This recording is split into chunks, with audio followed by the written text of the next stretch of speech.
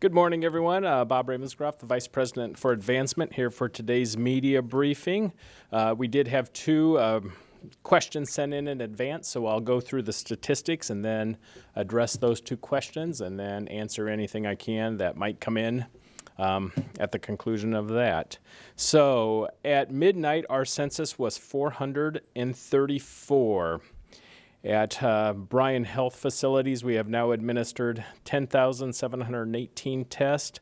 Our positives are 1,423, and we have 236 pending. Yesterday, we completed about 120 tests, which was a little lower than usual, so who knows, maybe a harbinger of good news going forward.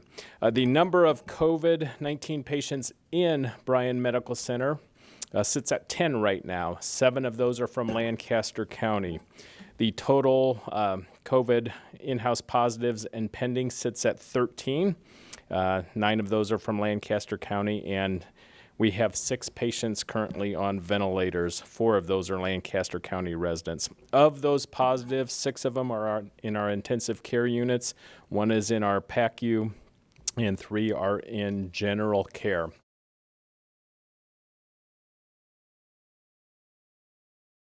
Yeah, that was something, wasn't it? I know that the initial one said it was rare to transmit through asymptomatic transmission, and then the World Health Organization walked that back a little bit yesterday. I looked it up ahead of time and just to familiarize myself, and Maria Van Kerkhoven, who's the lead technical advisor for the World Health Organization on COVID-19, said, in the walk back that, the rates of asymptomatic transmission are not yet known. And to me, it seems like most of this is kind of resting with asymptomatic and pre-symptomatic patients, where you might feel fine, but you're on the verge of onset of symptoms. And as you dig into that commentary from Maria Van Kerkhoven, there is some concern that the most active shedding of the virus is at that pre-symptomatic stage. I have not had a chance to speak with any of our physicians here, because I can tell you Monday after that first announcement, it was not part of our pandemic touch base call that happens every Monday, Wednesday, and Friday.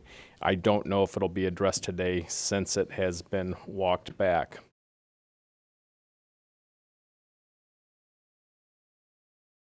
Tough to tell.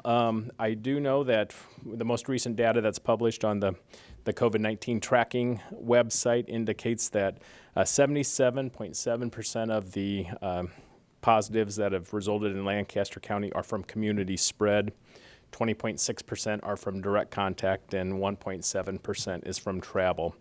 So I think we'll just have to, like everything, continue to learn more and try to figure out of those community spreads, what's asymptomatic and what is, from those that have been in contact with known COVID patients.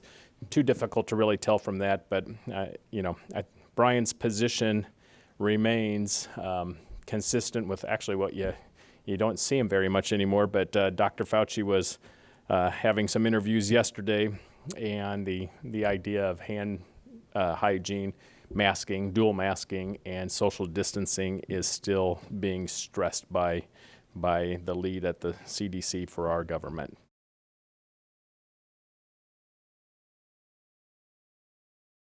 We are at the phase 3, so that means all electives, even that require more than a 2-night stay, are back in operation. I wouldn't say we're totally at full. There's still some caution out there, and precautions to take a patient in, but we're fully capable to be fully operational now.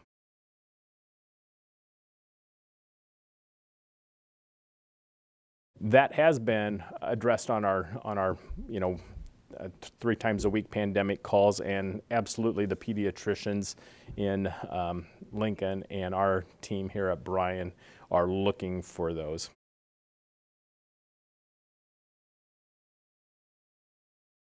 Not at Bryan yet, Matt, just because of the supplies readily available. We don't have the capability to do that yet, so things still require a physician order. There is some discussion about Test Nebraska changing the way they operate and perhaps looking at the hospitals. That's just in the discussion phase. We don't know what the state's expectations are of hospitals yet. I know it's something that's being discussed right now of how that can happen.